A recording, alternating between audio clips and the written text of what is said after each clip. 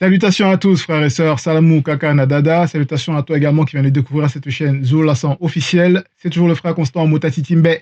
Dans la continuité des messages et des exhortations par la manifestation de la grâce de Tété, Loba, créateur unique et véritable, et par la permission du seul enseignant mandataire de notre époque, notre Mouledi Zoulassan. Nous allons encore aller dans le livre de la vérité qui est Kalata Balai, la seule Bible authentique, sans erreur ni contradiction, disponible dans les éditions zoulassan.com. Il y a également le livre mystérieux qui est manifesté, la face cachée de Bible, donc le code révélé de la seule Bible authentique qui est Kalata Balai, donc qui est Kalata Dimsi. Donc nous avons la grâce à cet instant de pouvoir lire encore dans ce rouleau magnifique, dans le livre cette fois-ci de Wuta, celui dont ils ont falsifié le nom dans la Bible classique en donnant le faux nom de Sophonie, mais son véritable nom c'est Wuta, dont le titre est Révéler ce qui est caché. Wuta, qui est Wuta? Avant de parler du titre, déjà pour ceux qui ne savent pas, Wuta, donc Wuta déjà c'est dans la langue originelle qui est le droit ancien qui signifie caché, donc Wuta. Et Wuta il se présente lui-même au début de son livre, au chapitre 1, verset 1, où il dit Muta te dit l'entité, adressa là où il est dit Muta te dit l'entité adressa la parole à Wuta, Sophonie, virgule, fils de Winda, entre parenthèses Kushi, fils de Ekolongondo Gedalia, fils de Kakea, Amaria, virgule, fils de Wemba Nginya, Ézéchias, au temps de Jesse Boam, virgule, fils de Wutane Muboledi, entre parenthèses, Amon, roi de Soma.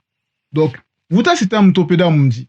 Et on voit sa lignée, et on voit qu'il est un des descendants du roi Wemba Nginya, donc celui dont ils vont dire Ézéchias. Et on sait ce que Wemba Nginya, au moment, à son époque du visible, ce qu'il a fait au niveau du peuple, les combats spirituels de haute on va dire, densité, de haute puissance qu'il a manifesté contre le monde occulte. Donc, je vous invite à regarder les enseignements de Zoulassan, le seul enseignant mandaté, pour vous éclairer davantage. Et également, comme je dis, à vous procurer Kalata Balai pour lire l'histoire de ce formidable roi qui a marqué son époque et sa génération. Donc, ici, Wuta est donc son petit-fils. Et Wuta, au chapitre 3, nous allons lire du chapitre 3, du verset 1 jusqu'au verset 13, dans le livre de Wuta. Wuta, ici, par rapport à la période qu'il vivait, c'était une période où le peuple était dans, on va dire, il y avait le désastre, il y avait le désordre, il y avait l'anarchie, il y avait, voilà, il y avait, comme je dis, oui, le désordre, et il y avait l'oppression également. Et donc, Wuta, il va, à travers, donc, par Mutatedi, donc Mutatedi qui est l'entité qui guide et qui intronise les initiés, donc, à travers Mutatedi, donc par Mutatedi, à travers Wuta, il va donc révéler ici des choses, donc ce qui est caché, afin de pouvoir mettre à exposer des choses qui ne vont pas au niveau de la société, mais les exposer correctement selon la vérité. Parce qu'il y en a qui peuvent se lever et essayer de venir se targuer des dénonciateurs, ceux qui vont mettre des alarmistes, bon, on va dire plutôt ceux qui aiment bien dire qu'ils tirent la sonnette d'alarme, pour pouvoir prévenir les autres, mais ils le font livrer à eux-mêmes parce qu'ils ne sont pas sous le mandat spirituel, donc ils ne sont pas des véritables Batopeda Mundi. Donc Wuta ici, c'est un véritable Batopeda Mundi qui ici va nous révéler donc des choses cachées de ce qui se passe à son époque et aussi du futur de ce qui va concerner même notre époque que nous vivons. Au verset 1, Wuta il dit Malheur aux non-initiés de la ville rebelle et souillée, virgule, à la ville pleine d'oppresseurs. Donc au verset 1 ici, il présente, donc comme je disais au niveau de l'introduction, on va dire l'état des lieux, la situation, les circonstances de ce qui se passe. Et il dit malheur aux non-initiés de la ville rebelle et souillée, à la ville pleine d'oppresseurs. Donc on voit que le malheur résulte de la rébellion, de la souillure et de l'oppression. Donc, il va plus entrer en détail, parce qu'il faut déjà savoir, pour ceux qui ne savent pas, les non-initiés, ce sont des noirs qui ne marchent pas selon la vérité. Le non-initié, c'est le noir, et après, il y a le blanc, il y a le sang mêlé. Et donc, les non-initiés, à cause de leur rébellion, à cause de leur pratique souillée, à cause de leur manque d'orientation selon la vérité, parce qu'ils agissent comme des... Enfin, ce sont des insensés, donc ils n'agissent pas dans le sens de la vérité, il y a le malheur, donc il y a la malédiction qui est sur eux, parmi eux, au milieu d'eux. Et au verset 2, Wouta, il poursuit, elle n'écoute aucune voix, virgule. Donc cette ville rebelle,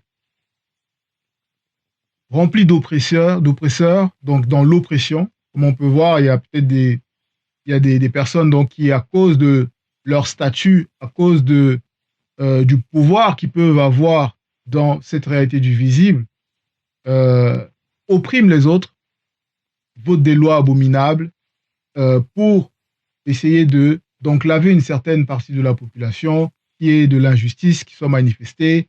Voilà. Donc il y a de l'oppression, il y a de l'oppression. Mais derrière cette oppression, on sait qu'il y a le monde occulte qui inspire ces personnes à agir de telle manière qui n'est pas selon la vérité. Donc, elle n'écoute aucune voix, virgule. Elle n'a point égard à la correction, virgule. Elle ne se confie pas au verbe de Loba, virgule. Elle ne s'approche pas de lui, point. Donc on voit ici que non seulement il y a déjà le fait de ne pas écouter, comme il est dit, aucune voix.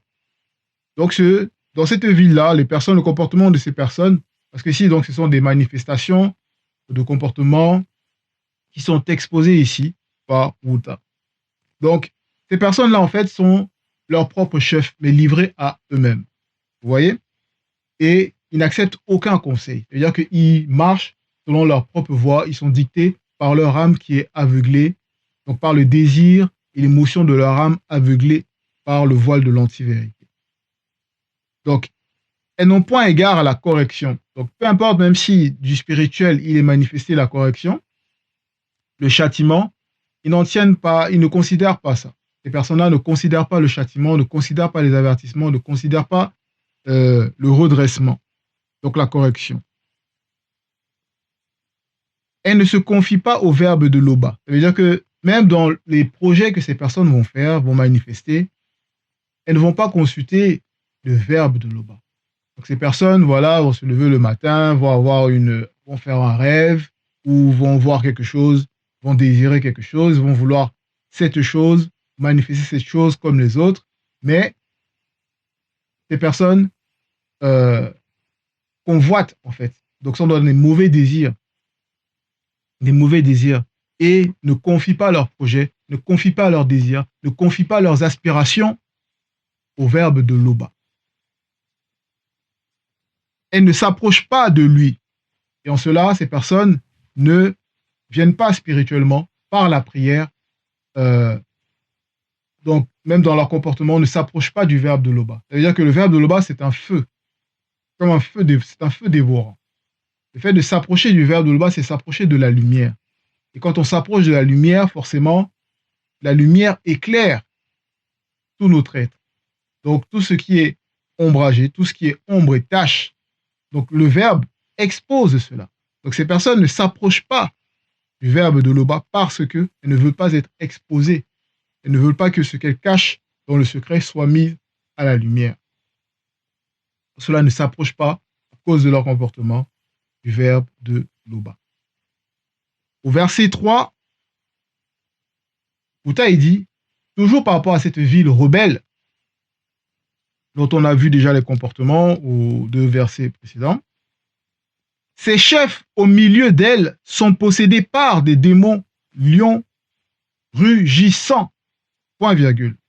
Ces juges sont possédés par des démons loups du soir qui ne gardent rien pour le lendemain. Point. Ces chefs, donc au milieu d'elle, donc de cette ville, des chefs donc, qui vont diriger ces personnes qui sont déjà rebelles à la vérité, donc des non-initiés, sont en plus, donc on a parlé de derrière ce qu'il y a au niveau de l'oppression, et ça est manifesté d'abord par le monde occulte. Donc il y a toujours l'impact du spirituel avant que ça se manifeste dans le visible. Car derrière chaque chose, il y a un esprit. Et ici donc, Wouta il précise que ces chefs, au milieu d'elles, sont possédés par des démons lions rugissants. Et dans la démonologie, donc il y a l'étude interdite de la science du démon que nous avons reçue. Donc je vous invite aussi à vous procurer ça dans le livre dans les éditions zululasan.com, qui est un rouleau très puissant pour comprendre le mécanisme vibratoire de comment les démons ils opèrent dans le visible afin justement de parer leurs attaques. Donc en comprenant comment est-ce qu'ils agissent.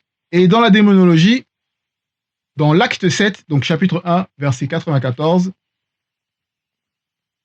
ici, il est dévoilé donc par rapport aux démons lions, ce sont les démons donc du 4e ordre, par rapport au groupe de démons qui ont été manifestés. Ce sont les anges déchus du 3e ordre qui, en venant, en se manifestant dans le visible, au niveau de la terre, de Wassé, en couchant avec des animaux de différentes espèces, ont manifesté les démons donc de différentes formes et catégories.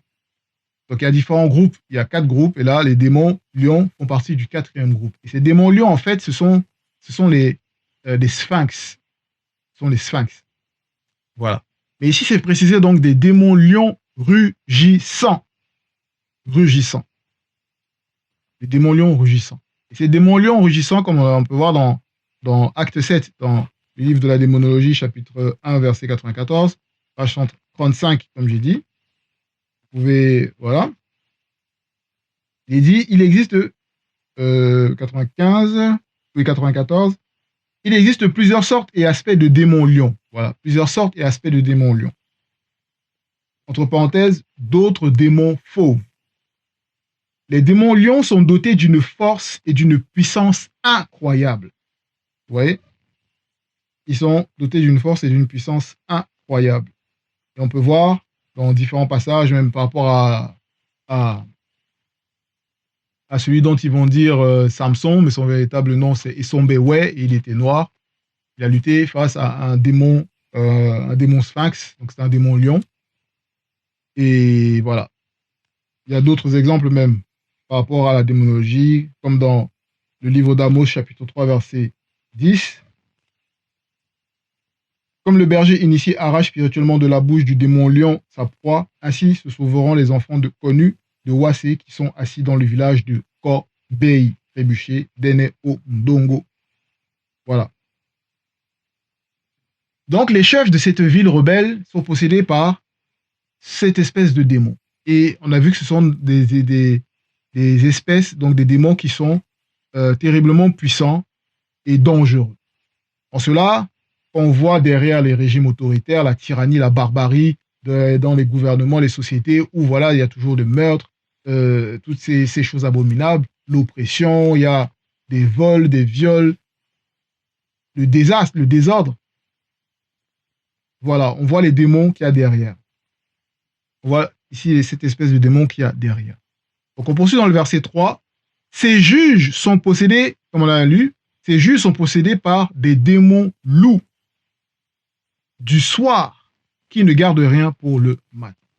Donc ici, ces juges, maintenant, ceux qui sont censés manifester donc des jugements selon la vérité, manifester la justice, instruire le peuple par rapport au droit, comment marcher dans la droiture selon le verbe, ben, eux ne le font pas. Eux, ils agissent donc comme des loups. Comme les meutes de loups, comme on voit, ils chassent, ce sont des proies, plutôt ils chassent leurs proies et ils dérobent, ils s'accaparent des richesses et ils gardent tout pour eux. Voilà. Et ils vivent comme ça. Ils ne pensent pas au lendemain, ils ne pensent pas au développement de la société, ils ne pensent pas au bien-être des autres, ils ne pensent pas au bien-être de leurs concitoyens. Voilà, ils veulent tout garder pour eux, toujours dans la corruption. Toujours dans la corruption. Et on poursuit au verset 4 où Wuta, il poursuit, ces faux prophètes sont téméraires, virgule, infidèles, point virgule. Ces prêtres profanent les choses saintes, violent la loi. Point. Donc ici maintenant, toujours par rapport à cette catégorie de démons dont on a lu avant au verset 3, c'est-à-dire les démons loups, ici, Wuta, il parle des faux prophètes. Mais ces faux prophètes, les faux prophètes aussi, sont possédés également par cette même catégorie de démons, cette même espèce de démons, c'est-à-dire les démons loups, comme on peut lire dans le livre de Kouloumane Moula, qui est le véritable Christ, donc Dior Kisabé, qui était noir, au chapitre 36 par rapport à son sermon sur la montagne qu'il a fait au verset 87, où il dit « Gardez-vous des faux prophètes. Gardez-vous des faux prophètes.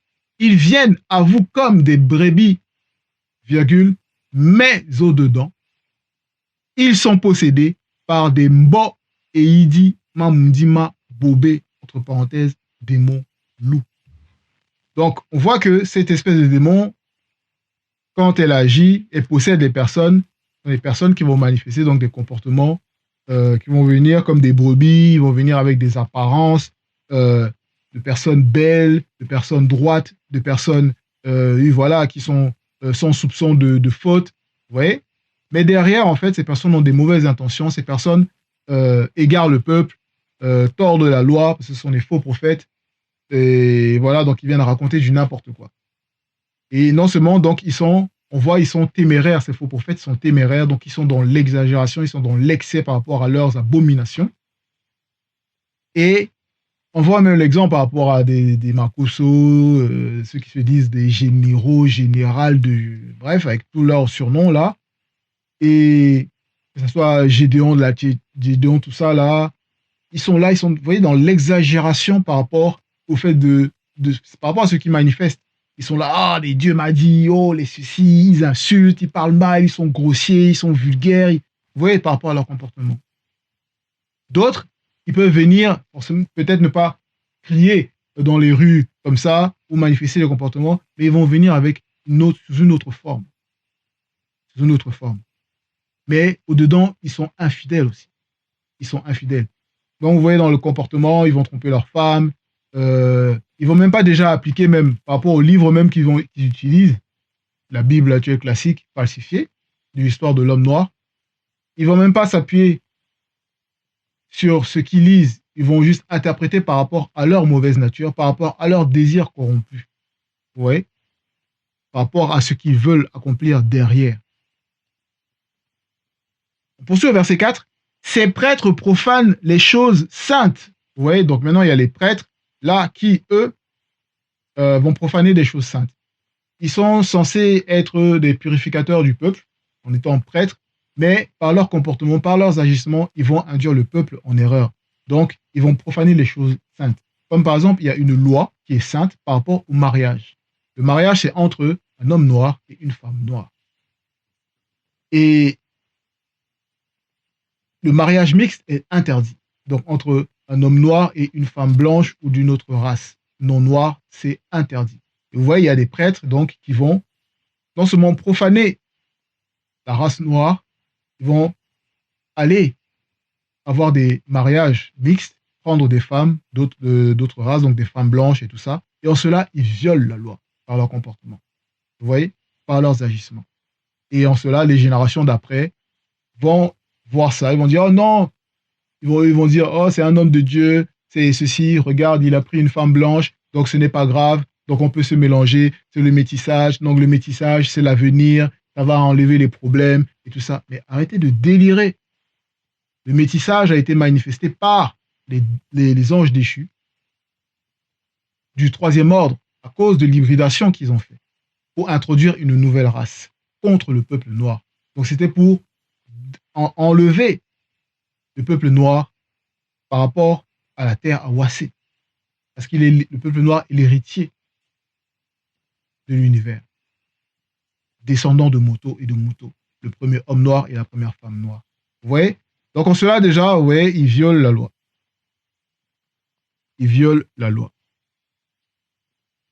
On poursuit au verset 5 où il est dit « Le verbe de Loba est juste au milieu d'elle, virgule. » Donc néanmoins, au milieu de cette ville remplie de rebelles, de non-initiés qui se rebellent contre la loi du verbe de Loba, d'oppresseurs, de tyrans, de ces chefs corrompus, de ces juges corrompus, de ces faux prophètes. Mais le verbe de Loba, lui, est juste au milieu d'elle. Ça veut dire que la loi est la loi. La loi du verbe de Loba est juste et demeure. Donc le verbe, il continue, il agit toujours. Il agit toujours, virgule. Il ne commet point d'iniquité. Point. Donc, dans ce que le verbe manifeste, il n'y a point d'iniquité. Il n'y a point d'iniquité. C'est l'ordre, c'est la justice. Chacun reçoit selon ce qu'il a manifesté. Voilà. C'est l'équité. Au verset 6, chaque matin, il produit à la lumière, il qui est donc le verbe de Loba, produit à la lumière ses jugements, virgule, sans jamais y manquer, deux points. Mais celui qui est inique ne connaît pas la honte. Donc chaque matin, on sait que derrière chaque matin, il y a l'entité en charge du matin. Il y a les entités en charge du matin. Donc on peut voir dans Doubicet, le livre de Doubicet, le véritable Enoch, chapitre 1, verset 476. Donc je vous invite à vous procurer et à également le lire. Et on voit donc que la justice est manifestée donc à la lumière. Le verbe n'agit pas sournoisement dans l'obscurité, les ténèbres du monde occulte. Non, c'est impossible. Donc le verbe, ça veut dire que le verbe, il expose tout, il amène tout à la lumière. Donc à chaque matin, quand on reçoit la manifestation de la grâce de pouvoir vivre, la justice du verbe est déjà manifestée. Voilà. Parce que le fait même qu'il y ait le matin qui se manifeste, c'est déjà la justice. Bon. Mais celui qui est inique ne connaît pas la honte. Parce que le fait maintenant, celui qui est inique, celui qui marche dans le désordre, celui qui marche dans l'abomination, celui qui est insensé, mais à force d'être déjà noyé dans ce péché-là, noyé dans cette faute, mais il ne ressent même plus la honte de la désobéissance qui manifeste, parce que la honte est issue du péché, et le péché lui-même qui est issu de la désobéissance. Vous voyez? Donc, il ne connaît pas la honte. Ça veut dire qu'il ne ressent pas la honte de ce qu'il fait. Et en cela, le fait de ne plus d'être insensible même à cette honte de ce qu'il va manifester, ça ne lui permet même pas de sortir de ce chemin tortueux et qui mène à la mort spirituelle. Donc, c'est-à-dire au jugement. Donc, il n'y a plus la morale, la loi morale. Voilà, ils ressentent même, ils s'en tapent, ces personnes-là. Verset 7, il est dit, Mundima Beko qui s'est dit, qui est l'entité des châtiments en charge des châtiments, l'entité des châtiments en charge du jugement, va exterminer spirituellement l'influence des peuples non initiés. Leurs tours seront détruites. Voilà. L'entité des châtiments en charge du domaine de la nature ici, qui est Mundima Beko qui s'est dit, va agir, mais spirituellement d'abord, pour réduire au néant l'influence des peuples non initiés.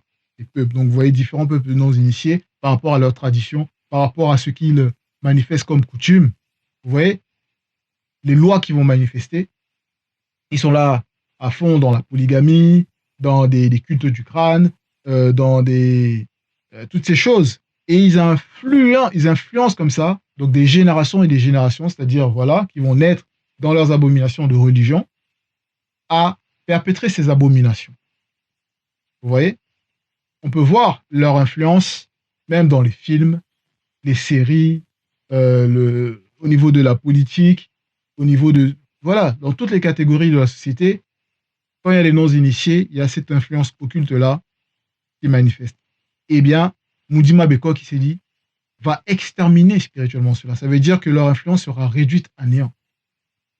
Parce qu'il y a le verbe qui est manifesté à notre époque. Et le verbe se répand par la propagation de la vérité. Et en cela, c'est le combat qui est mené. Et leur influence donc est réduite. Ça veut dire que tout leur raisonnement captif là, ça change. Ça veut dire que c'est le verbe prend le dessus. C'est pour ça qu'il est important de partager le message de la vérité qu'on reçoit. Leurs tours seront détruites, parce que la tour va représenter, comme on sait, il y a des non-initiés qui, à une époque, sont partis du côté de Wassedjedou, donc Afrique de l'Est, pour ériger une grande pyramide, une tour dont le sommet atteint des cieux, même par rapport à la dimension occulte derrière, dimension spirituelle occulte derrière, pour établir un nouvel ordre mondial. C'est ce qu'ils voulaient mettre en place. On peut voir même dans Bebotéji 11. Et ici, leurs tours seront détruits, ça veut dire que tous leurs projets, leurs œuvres, ce qui fait leur prestige dans le visible, ça sera détruit. Ça veut dire qu'ils seront dans la honte. Ils seront dans la honte. Ça sera détruit. Verset 8. Attendez, dit Mutatedi, l'entité, au jour où Mundima Beko qui s'est dit répandra spirituellement sur eux sa fureur, virgule, toute l'ardeur de sa colère, car par le feu de sa colère, tous trembleront. Donc ici, Mutatedi donne un avertissement, prophétise par rapport à l'action du Mundima Beko qui s'est dit qui va se manifester. Sa colère, sa fureur, le feu de sa colère. Et à travers donc cette manifestation, ceux qui ne marchent pas selon la vérité, ils vont trembler et ils tremblent. Parce que quand Mundima Beko qui s'est dit donc se manifeste, il y a des choses terrifiantes qui se manifestent. On peut voir dans le visible. Il peut y avoir des tremblements de terre, il y aura le désastre, parce que la protection est retirée totalement. Et en cela, on voit le désordre, l'anomalie, l'anarchie. Les personnes sont dans l'oppression. Ils ne font que être là à se demander, mais les non-initiés vont dire, mais si Dieu existe, pourquoi est-ce que telle chose arrive? Pourquoi est-ce qu'il y a telle injustice? Pourquoi est-ce que... Voilà, il y a toujours le malheur, il y a toujours le malheur. Vous voyez? Parce que là, ils sont sous le coup du jugement du Mundima Beko qui s'est dit, c'est-à-dire qu'il y a le châtiment qui est manifesté. Il y a le châtiment qui est manifesté. Verset 9. Alors le verbe de l'Oba donnera spirituellement au peuple non initié gracié des lèvres pures, virgule. Donc maintenant ici, il y a une transition. Il y a un châtiment déjà qui a été manifesté, annoncé par Mutatedi, donc l'entité qui guide et qui intronise les initiés au verset 8. Et après donc ce châtiment, au verset 9, alors, donc il y a une suite. Ça veut dire que, une fois que ce châtiment est manifesté, maintenant, il y a la purification qui est faite.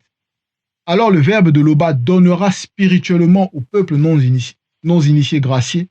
Donc les non-initiés, ils vont recevoir la grâce, ils vont devenir des graciés, donc des non-initiés graciés. Ils vont recevoir des lèvres pures, virgule. Et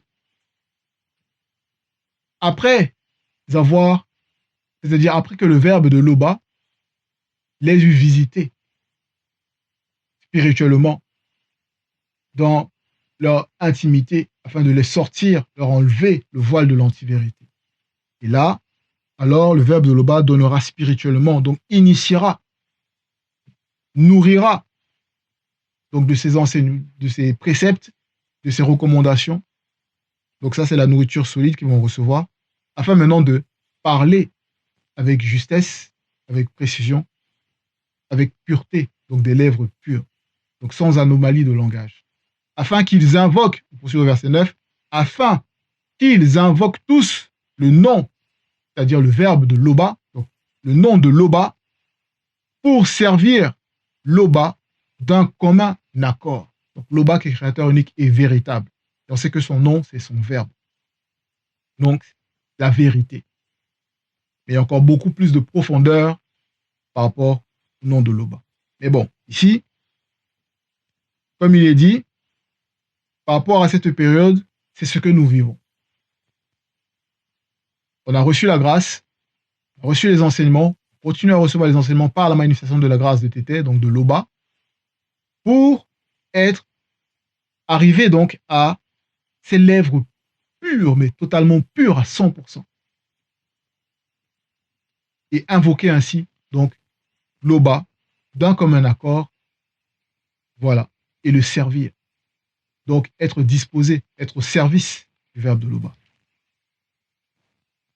Parce que l'Oba, voilà, le verbe n'a pas besoin de nous. C'est nous qui avons besoin du verbe. On ne doit jamais perdre ça de vue, d'objectif, c'est-à-dire dans la conscience. Au verset 10, d'au-delà des fleuves et des limites de Wassé, les adorateurs non initiés graciés, jadis dispersés, virgule, reviendront à la source et adoreront spirituellement Tété, entre parenthèses, Père, en étant guidés par son mundi, entre parenthèses, esprit, et selon la vérité dans leur esprit. Point. Ici, vous venez de lire, d'entendre la véritable version de ce qui est. Ils ont trafiqué dans les bibliothèques classiques, ils vont dire Sophonie 3, 10. Mais ici, donc, c'est la véritable traduction par rapport au récit authentique. Donc, Kalatambale. Donc, vous voyez que dans les bibliothèques classiques, quand il y a falsification, quand les personnes touchent, trafiquent les mots, les langages, ça perd le sens, ça perd la puissance et ça ouvre la porte à des interprétations. Et en cela, il y a beaucoup de personnes voilà, qui vont se targuer maintenant de connaître ou d'avoir compris. Parce que dans les bibliothèques classiques, il s'est dit, d'au-delà des fleuves de l'Éthiopie, mes adorateurs, mes dispersés m'apporteront des offrandes. Bon, donc ce Dieu-là, il a besoin d'offrandes. Il a besoin qu'on vienne lui apporter des offrandes. Donc il attend quelque chose de sa créature. Donc il est limité à un temps d'attente. Donc il attend. Il attend les offrandes de ses créatures. En disant, vous voyez que c'est pas normal. Donc on va relire la véritable version pour que vous compreniez. Voilà.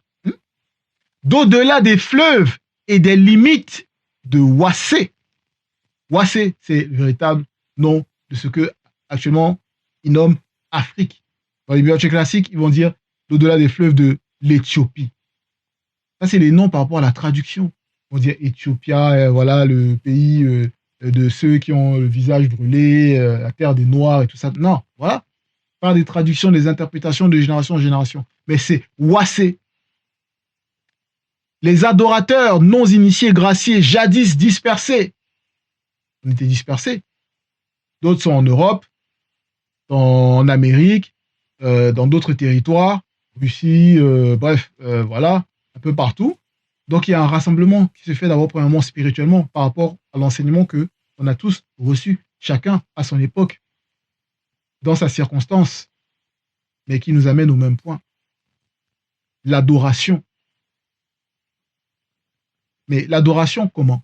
Pas l'adoration comme ils vont dire dans les bibliothèques classiques et tout ça, livrés à eux-mêmes, dans les religions, ils sont là, ils pensent qu'ils sont dans l'adoration alors qu'ils sont dans l'idolâtrie. Parce qu'ils ne marchent pas selon la vérité, ils ne manifestent pas ça selon la vérité. Et en cela, d'au-delà des fleuves et des limites de Wassé, les adorateurs non initiés, graciés, jadis dispersés, reviendront à la source avec S majuscule et adoreront spirituellement. C'était, entre parenthèses, Père, en étant guidés par son mundi, l'esprit, et selon la vérité dans leur esprit. Donc la vérité qui est manifestée dans leur esprit. L'enseignement qu'on reçoit dans notre esprit, c'est avec ça qu'on manifeste donc la véritable adoration, comme il est dit dans Koudoumane, chapitre 27, du verset 24 au verset 25.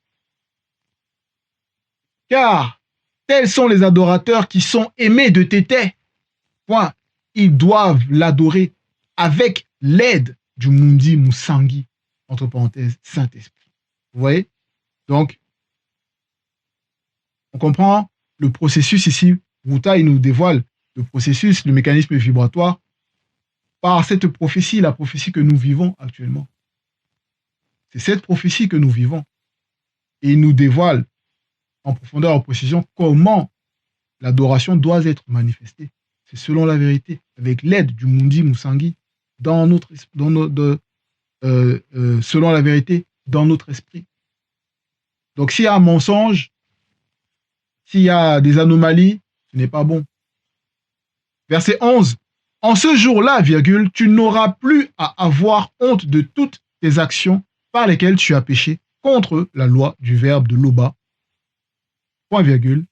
Car alors, Mundi Mabeko qui s'est dit, ôtera spirituellement du milieu de toi ceux qui triomphaient avec arrogance, virgule, et tu ne t'enorgueilleras plus. Point. En ce jour-là, quel jour? Le jour que nous vivons là. C'est quoi ce jour-là? Où le verbe, comme j'ai dit, le verbe de Loba nous a visités dans le lieu secret et a enlevé, a retiré le voile de l'obscurité, le voile de l'antivérité, le Moudima Bobé, donc le Satan, le Moudima Bobé, le mauvais esprit. Vous voyez? En nous révélant notre identité, ce qu'est la vérité. En ce jour-là, après avoir donc connu la vérité, tu n'auras plus honte de toutes tes actions par lesquelles tu as péché contre le verbe de Loba, parce que une fois qu'on est gracié, on accepte la vérité, on marche selon la vérité, sincèrement, ben, nos fautes passées sont effacées par le verbe de Loba. Donc, c'est pas la peine. Il faut plus y penser. Même s'il y a des souvenirs qui veulent se remanifester, il faut tout simplement les ignorer. Parce que ça n'existe plus. Car nous sommes de nouvelles personnes. C'est tout. Car alors, Moudima Beko qui s'est dit, ôtera spirituellement du milieu de toi ceux qui triomphaient avec arrogance. Parce que du milieu du peuple, donc il y a des personnes voilà, qui réussissent, qui, selon le visible, ont des biens, réussissent leurs projets, selon eux, selon le visible, mais avec arrogance. Donc, ils sont orgueilleux. Mais ça sera ôté du milieu. Ça veut dire que cette influence-là de l'arrogance, cette influence de l'orgueil ne régira plus, n'impactera plus.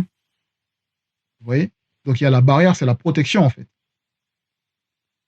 du Moudima Beko qui s'est dit, en ôtant spirituellement ces personnes orgueilleuses et arrogantes du milieu du peuple. Verset 12. Le verbe de Loba laissera au milieu de Wassé des initiés. Point. Parce qu'au départ, c'était l'initié, Moto, le premier homme, Moto, la première femme, c'était les initiés. Et à la fin, ça sera toujours les initiés. Voilà. Parce que c'est le cycle, le cercle. Au départ, les initiés. À la fin, les initiés. Bon.